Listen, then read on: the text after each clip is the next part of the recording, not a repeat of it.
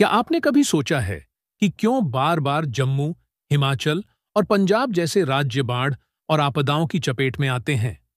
क्यों लद्दाख का नाजुक पारिस्थितिकी तंत्र लगातार संकट में है? और क्यों कहा जा रहा है कि हिमालय खतरे में है?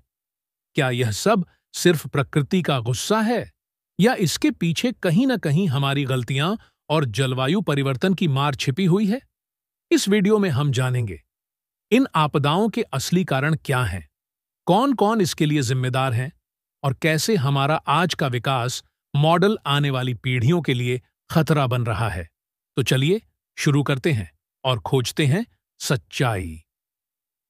हिमालय क्षेत्र में सबसे बड़ा कारण जलवायु परिवर्तन है। ग्लोबल वार्मिंग के चलते ग्लेशियर तेजी से पिघल रहे हैं। जिस बर्फ को पिघलने में सालों लगते थे, वह अब महीनों में पिघलकर नदियों में अचानक बाढ़ जैसी स्थिति पैदा कर रही है। बारिश का पैटर्न भी असामान्य हो गया है। कभी महीनों तक सूखा रहता है और फिर अचानक बहुत कम समय में अत्यधिक वर्षा हो जाती है। इस असंतुलन की वजह से पहाड़ी राज्यों में भूस्खलन, बाढ़ और नदियों का उग्र रूप देखने को मिलता है। हिमालयी क्षेत्रों में पेड़ प्राकृतिक सुरक्षा कवच का काम करते हैं, लेकिन तेजी से बढ़ते शहरीकरण, सड़क निर्माण और कृषि विस्तार के लिए वनों की अंधाधुंध कटाई की जा रही है। जब पेड़ कटते हैं तो मिट्टी को पकड़ने वाली जड़ें खत्म हो जाती हैं और मिट्टी ढलानों से आसानी से बह जाती है। यही कारण है कि हर बार भारी वर्षा के समय भूस्खलन और घरों के ध्वस्त होने की घटनाएं बढ़ती जा रही हैं। हिमालय एक नाजुक पारिस्थितिकी क्षेत्र है, लेकिन यहां बड़े पैमाने पर सड़कें, हाइड्रो पावर प्रोजेक्ट, होटल, पुल और सुरंगें बनाई जा रही हैं। इन निर्माणों से पहाड़ों की प्राकृतिक मजबूती कमजोर हो रही है। जब भारी बारिश या बर्फबारी होती है, तो ये कृत्रिम ढांचे टिक नहीं पाते और बड़ी तबाही का कारण बनते हैं। इसके अलावा टूरिज्म के दबाव में कई बार बिना प्लानिंग के होटल और रिजॉर्ट बनाए जाते हैं, जो नदियों के किनारे बाढ़ का शिकार हो जाते हैं। पंजाब, हिमाचल और जम्मू कश्मीर के नदियों और घाटियों में अवैध खनन और रेत उत्खनन का कार्य बहुत आम हो गया है। नदियों के तल से जब रेत और पत्थर निकाले जाते हैं, तो उनकी जलधारण क्षमता घट जाती है।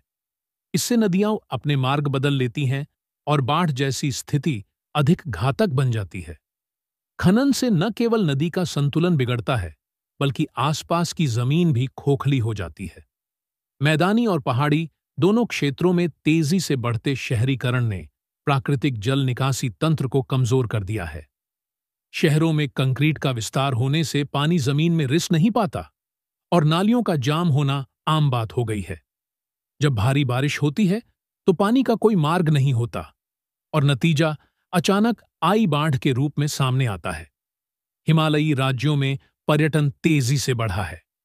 लाखों पर्यटक हर साल इन इलाकों में पहुंचते हैं। उनकी सुविधा के लिए अनियंत्रित निर्माण, सड़क चौड़ीकरण और नए होटल रिसॉर्ट बनाए जाते हैं।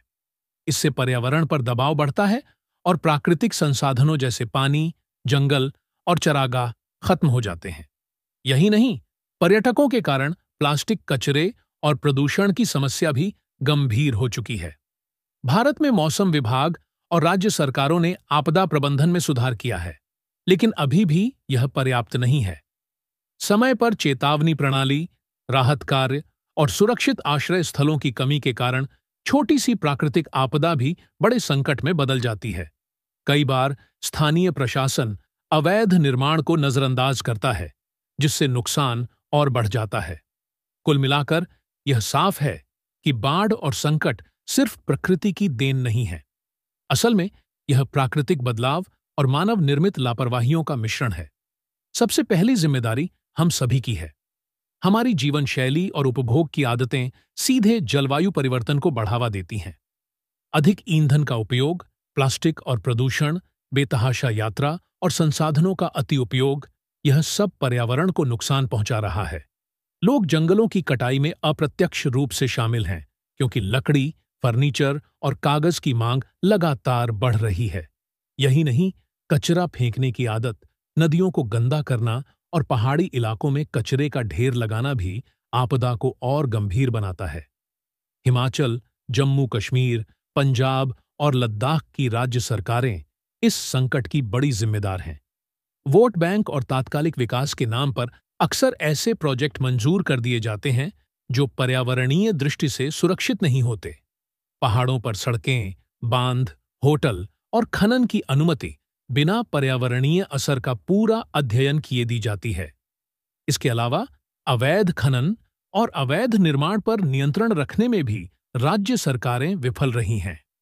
केंद्र सरकार पर भी जिम्मेदारी आती है, क्योंकि राष्ट्रीय स्तर पर जलवायु परिवर्तन से निपटने के लिए पर्याप्त कदम नहीं उठाए गए हैं। भारत ने पेरिस समझौते जैसे अंतर्राष्ट्रीय वादे किए हैं, लेकिन जमीन पर क्रियान्वयन धीमा है। इसके अलावा हिमालयी विकास को लेकर केंद्र कई बड़े हाइड्रो प्रोजेक्ट और सड़क चौड़ीकरण योजनाएं चला रहा है, जिनमें पारिस्थितिकी संतुलन को प्राथमिकता नहीं दी गई है। रक्षा और रणनीतिक दृष्टिकोण से किए जाने वाले निर्माण भी लद्दाख और हिमालयी क्षेत्रों पर अतिरिक्त दबाव डालते हैं। कई निजी कंपनियां और ठेकेदार सिर्फ अपने मुनाफे के लिए पर्यावरण की अनदेखी करते हैं। सड़क निर्माण के दौरान उचित तकनीक का इस्तेमाल न होना, अवैध होटल बनाना, नदियों से रेत और पत्थर निकालना, ये सब उनके लालच का नतीजा है। स्थानीय प्रशासन से मिलीभगत करके ये माफिया प्राकृतिक संसाधनों का दोहन करते हैं और अंततः सबसे बड़ा नुकसान स्थानीय लोगों और पारिस्थितिकी को होता है। स्थानीय स्तर पर प्रशासन की लापरवाही भी जिम्मेदार है। कई बार अधिकारी जानते हैं कि किसी जगह पर अवैध निर्माण हो रहा है, फिर भी उस पर कार्रवाई नहीं की जाती। चेतावनी प्रणाली और आपदा प्रबंधन की तैयारियां अक्सर कागजों तक ही सीमित रहती हैं। जब आपदा आती है, तब प्रशासन को अचानक से संभालना पड़ता है और तब तक बहुत देर हो चुकी होती है। पर्यटन हिमालयी राज्यों की अर्थव्यवस्था के लिए जरूरी है, लेकिन पर्यटकों की बढ़ती भीड़ और अनियंत्रित गतिविधियां एक बड़ा कारण बन चुकी हैं। प्लास्टिक का उपयोग, कचरा फैलाना, ट्रैकिंग और गाड़ियों से होने वाला प्रदूषण पहाड़ी क्षेत्रों को कमजोर बना रहा है। कई बार पर्यटक खतरनाक जगहों पर भीड़ लगाते हैं, जिससे स्थानीय संसाधनों पर अतिरिक्त दबाव पड़ता है। इन आपदाओं के लिए जिम्मेदारी किसी एक संस्था या व्यक्ति पर नहीं डाली जा सकती। यह सामूहिक जिम्मेदारी है। आम नागरिकों से लेकर स्थानीय प्रशासन, राज्य सरकार, केंद्र सरकार और निजी कंपनियां सभी कहीं ना कहीं दोषी हैं। असली समस्या यह है कि हमने विकास की दौड़ में प्रकृति और पारिस्थितिकी संतुलन को नजरअंदाज कर दिया है। जब तक सरकारें सख्त कदम नहीं उठाती और नागरिक अपनी आदतें नहीं बदलते, तब तक हिमालय और उसके आसपास का जीवन संकट में ही रहेगा। हिमालयी क्षेत्र में बाढ़, भूस्खलन और जलवायु संकट के कारण समाज, पर्यावरण और अर्थव्यवस्था पर गहरा असर पड़ रहा है। इन प्रभावों को कई स्तरों पर समझा जा सकता है। तेजी से बढ़ते भूस्खलन और बाढ़ से नदियों का स्वरूप बदल रहा है। नदियों के बहाव का मार्ग बाधित होने से प्राकृतिक जलस्रोत नष्ट हो रहे हैं। वनस्पतियों और जीव जंतुओं का प्राकृतिक आवास नष्ट हो रहा है, जिससे जैव विविधता खतरे में पड़ गई है। ग्लेशियरों के पिघलने से पानी का स्तर असामान्य हो रहा है, जिससे भविष्य में पानी की भारी कमी भी हो सकती है। गांवों और कस्बों में रहने वाले लोग सबसे ज्यादा प्रभावित हो रहे हैं। कई लोग अपने घरों, जमीन और आजीविका से वंचित हो जाते हैं। पलायन की समस्या बढ़ती जा रही है, जिससे पहाड़ी क्षेत्रों की संस्कृति और परंपराएं भी खतरे में हैं। शिक्षा और स्वास्थ्य सुविधाएं भी प्रभावित होती हैं, क्योंकि आपदा के समय स्कूल और अस्पताल भी क्षतिग्रस्त हो जाते हैं। हिमाचल प्रदेश, जम्मू कश्मीर, पंजाब और लद्दाख जैसे क्षेत्रों की अर्थव्यवस्था का बड़ा हिस्सा पर्यटन और कृषि पर आधारित है। बाढ़ और प्राकृतिक आपदाओं से पर्यटन उद्योग को भारी नुकसान होता है। फसलें और बागान नष्ट हो जाते हैं, जिससे किसानों की आर्थिक स्थिति कमजोर हो जाती है। सड़कें और पुल टूटने से परिवहन और व्यापार बाधित हो जाता है। लोगों में भय, तनाव और असुरक्षा की भावना बढ़ जाती है। जिन परिवारों ने अपने प्रियजनों या घर को खोया है, वे लंबे समय तक मानसिक आघात से जूझते रहते हैं। यह स्थिति सामाजिक असमानताओं को और गहरा कर देती है। कुल मिलाकर हिमालयी संकट सिर्फ पहाड़ों या बाढ़ प्रभावित क्षेत्रों तक सीमित नहीं है, बल्कि इसका असर पूरे देश और दुनिया पर पड़ता है, क्योंकि हिमालय भारत और एशिया की जलधारा का प्रमुख स्रोत है। आपने अब तक कारण और जिम्मेदारी समझ लिए। अब सबसे जरूरी हिस्सा आता है समाधान। अगर हम अभी ठोस कदम उठाएं तो हिमालय, लद्दाख और उत्तर भारत की नदियों को बचाया जा सकता है। यहां मैं आपको विस्तार से समाधान पैराग्राफ में बता रहा हूं। सबसे पहला और बड़ा समाधान है जलवायु परिवर्तन को नियंत्रित करना। इसके लिए ग्रीन हाउस गैसों के उत्सर्जन को कम करना होगा। हमें पेट्रोल और डीजल जैसे जीवाश्म ईंधनों पर निर्भरता घटाकर सौर ऊर्जा, पवन ऊर्जा और जल ऊर्जा जैसे नवीकरणीय स्रोतों का इस्तेमाल बढ़ाना होगा। आम नागरिक भी इसमें योगदान दे सकते हैं, जैसे बिजली की बचत करना, सार्वजनिक परिवहन का उपयोग करना और एकल उपयोग प्लास्टिक से बचना। हिमालयी क्षेत्र में जंगल प्राकृतिक सुरक्षा कवच है। सरकार और स्थानीय लोगों को मिलकर बड़े पैमाने पर वनों की कटाई रोकनी होगी। इसके साथ ही पुनर्वनीकरण और वनीकरण कार्यक्रम चलाने होंगे। अगर ढलानों पर फिर से पेड़ लगाए जाते हैं तो मिट्टी का कटाव और भूस्खलन काफी हद तक रोका जा सकता है। हिमालय में निर्माण कार्य पूरी तरह बंद नहीं किया जा सकता, लेकिन इसे जिम्मेदारी से करना होगा। सड़क, सुरंग, होटल और हाइड्रो प्रोजेक्ट्स बनाते समय भूगर्भीय अध्ययन और पर्यावरणीय प्रभाव आकलन अनिवार्य होना चाहिए। हर प्रोजेक्ट को इकोलॉजी फर्स्ट सिद्धांत के तहत मंजूरी दी जानी चाहिए, यानी विकास हो लेकिन पर्यावरणीय संतुलन को ध्यान में रखकर। पंजाब और हिमाचल में रेत और खनन माफिया बाढ़ संकट को और गंभीर बनाते हैं। सरकार को इन पर सख्त कार्रवाई करनी होगी। नदी तटों से अंधाधुंध रेत निकालने के बजाय वैज्ञानिक और नियंत्रित खनन नीति अपनानी होगी, जिससे नदियों की प्राकृतिक धारा सुरक्षित रहे। शहरों और कस्बों में जल निकासी प्रणाली को मजबूत करना बेहद जरूरी है।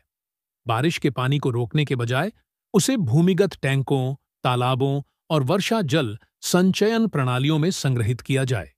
इससे बाढ़ भी कम होगी और पानी की कमी की समस्या भी दूर होगी। हिमालयी राज्यों में पर्यटन को पूरी तरह रोका नहीं जा सकता, लेकिन इसे नियंत्रित किया जा सकता है। सरकार को कैरिंग कैपेसिटी तय करनी चाहिए, यानी किसी पर्यटन स्थल पर एक दिन में कितने लोग जा सकते हैं। साथ ही पर्यटकों को पर्यावरण मित्र नियमों का पालन करना चाहिए, जैसे प्लास्टिक का उपयोग न करना, कचरा न फैलाना और स्थानीय संसाधनों का सम्मान करना। भारत में आपदा प्रबंधन को और मजबूत बनाना होगा। मौसम विभाग की भविष्यवाणी को और सटीक बनाया जाए और गांव-गांव तक चेतावनी समय पर पहुंचे। साथ ही बाढ़ प्रभावित क्षेत्रों में सुरक्षित आश्रय स्थल बनाए जाए, जहां लोग आपदा आने पर सुरक्षित जा सकें। हर गांव और कस्बे में स्थानीय आपदा प्रबंधन टीम बननी चाहिए। समाधान तभी संभव है जब स्थानीय लोग इसमें भाग लें। गांव और कस्बों के लोग ही सबसे पहले आपदा का सामना करते हैं, इसलिए उन्हें जागरूक और प्रशिक्षित करना जरूरी है। स्थानीय स्तर पर जल संरक्षण, वृक्षारोपण, कचरा प्रबंधन और आपदा पूर्व तैयारी जैसे कार्यों में लोगों को जोड़ना होगा। अगर हमें हिमालय और उत्तरी भारत के राज्यों को बचाना है, तो अब विकास और पर्यावरण के बीच संतुलन बनाना ही होगा। सरकार, प्रशासन, कंपनियां और नागरिक सभी को मिलकर जिम्मेदारी उठानी होगी। यह सिर्फ एक क्षेत्र की समस्या नहीं है, बल्कि पूरे भारत और विश्व की आने वाली पीढ़ियों के भविष्य का सवाल है। दोस्तों, आपने देखा कि कैसे जलवायु परिवर्तन, अनियंत्रित विकास और हमारी लापरवाह नीतियां हिमालय को खतरे में डाल रही हैं। बाढ़, भूस्खलन और ग्लेशियरों का पिघलना सिर्फ पहाड़ों तक सीमित नहीं है, बल्कि इसका असर हम सबकी जिंदगी पर पड़ रहा है। अगर अभी कदम नहीं उठाए गए, तो आने वाली पीढ़ियां और भी बड़े संकट का सामना करेंगी। हमें मिलकर समाधान ढूंढना होगा। सतत विकास, पर्यावरण संरक्षण और जलवायु परिवर्तन के खिलाफ ठोस नीतियों की जरूरत है। अगर आपको यह वीडियो जानकारीपूर्ण लगा, तो इसे ज्यादा से ज्यादा शेयर करें, ताकि और लोग भी इस गंभीर मुद्दे को समझ सकें। चैनल को लाइक, शेयर और सब्सक्राइब करना न भूलें, ताकि ऐसी और महत्वपूर्ण डॉक्यूमेंट्रीज आप तक पहुंचती रहे। मिलते हैं अगली वीडियो में। तब तक के लिए प्रकृति का सम्मान करें, सुरक्षित रहें।